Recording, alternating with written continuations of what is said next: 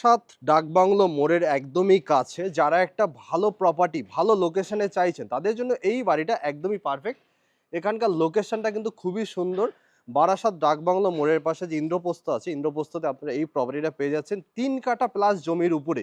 এটা হচ্ছে গ্যারেজ, দুটো গাড়ি কিন্তু আপনারা এখানে রাখতে পারবেন সেরকম গ্যারেজ করা আছে। বাড়িটা 3 কাঠা প্লাস জমির উপরে আছে। লোকালিটি লোকেশন দুটোই কিন্তু খুবই সুন্দর আছে।